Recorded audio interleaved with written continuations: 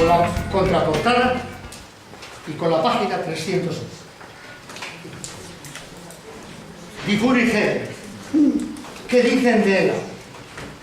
Después de haber estudiado nuestro proceso y después del Congreso del 2008, que podría ser perfectamente válido cuando digo 2008 es porque lo dijeron entonces, pero tiene el mismo valor ahora o en el 2004.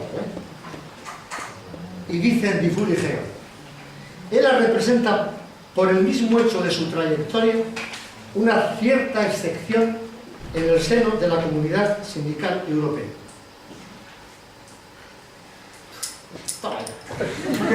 Una cierta excepción en el seno de la comunidad europea. Puede que se ignore esta singularidad.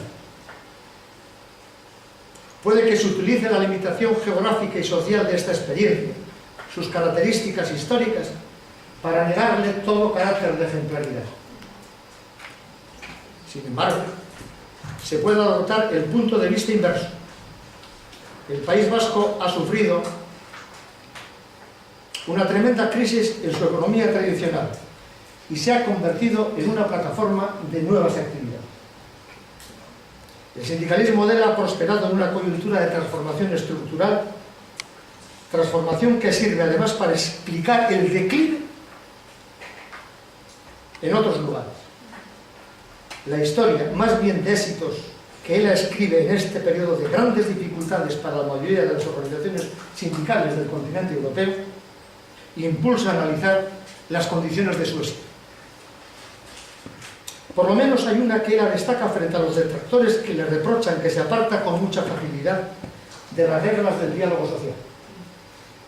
Aquí hay una autocita, pero ya me perdonaréis porque es así. Hubiese preferido que estuviese terminado de otra manera, pero termina así. Durante la apertura del Congreso, un delegado extranjero se interrogaba delante de sus colegas sobre la estrategia de ELA y preguntaba: ¿pero qué queda del sindicalismo sin diálogo social? El secretario general siguiente respondió: